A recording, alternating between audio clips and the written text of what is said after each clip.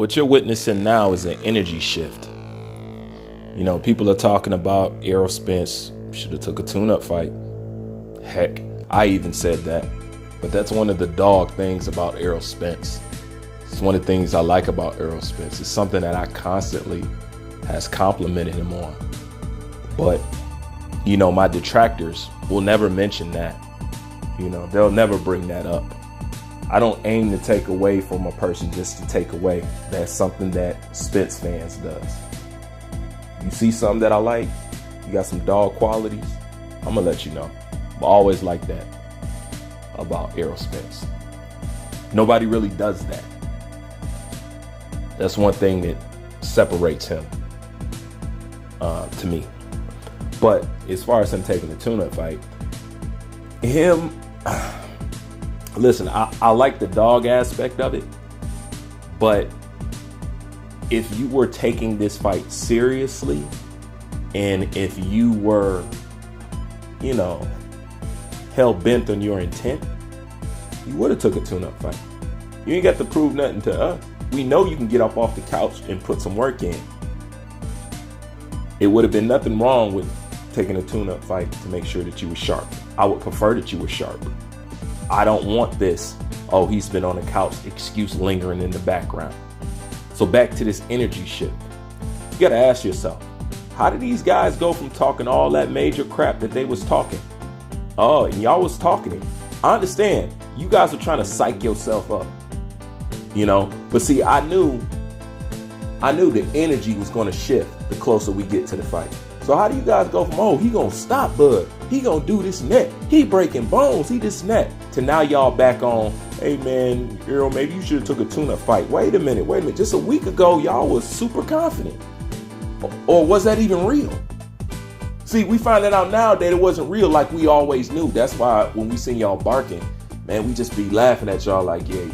Nobody believes you. I've been telling y'all this for the longest. We know you guys really don't have faith in him like you want to pretend. I see the media trying to psych up casual fans who don't know no better as if he had a chance.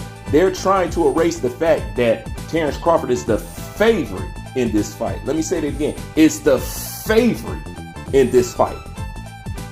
Errol Spence is the one from downhill looking up in this equation. So y'all could do all that big fish talk, y'all could do all that, but at the end of the day, this is how the boxing world sees it, because they still have to ground it in reality, because when you playing with money, they don't care about feelings and who they like.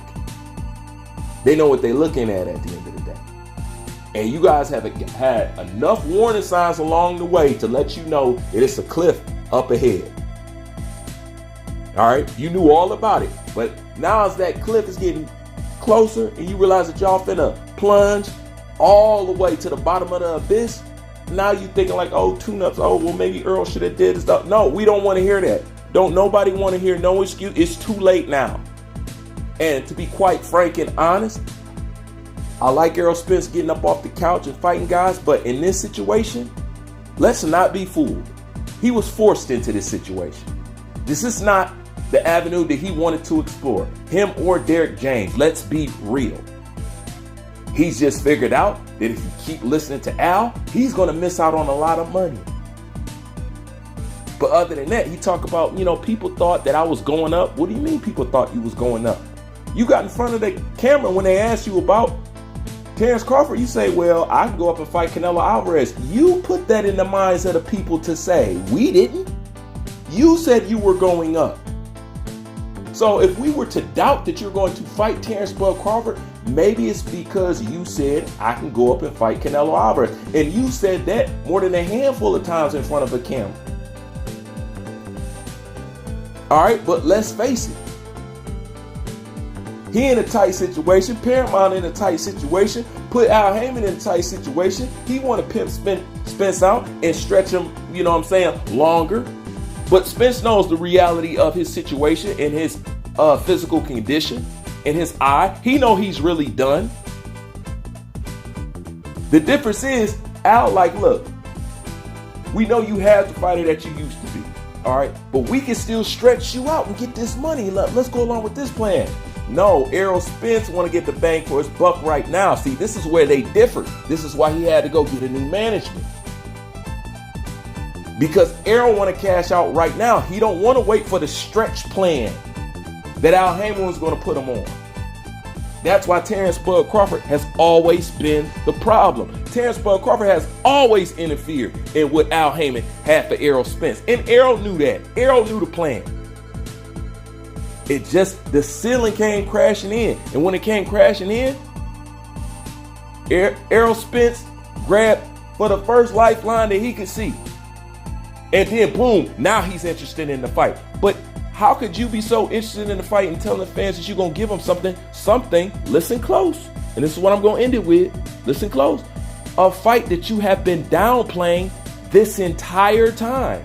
Think about this now that they want the fight to do well. Maybe if you planted the eggs and the seeds, talk about, yeah, you know, we ain't fighting right now, but when I do fight Crawford, oh my God, that's going to be a classic fight. That's going to be, maybe if you was planting them seeds all along the way, you could build it up. But see, this is the thing. You've downplayed the fight the entire time, only to swing around to the end talking about how great it is, how Terrence Crawford motivates you, how he gives you excitement in your life and all this. If it was all that and putting a smile on your face and just making you happy and all, if it was all that, why did you downplay this fight the entire time and kick him to the curb like he wasn't worthy?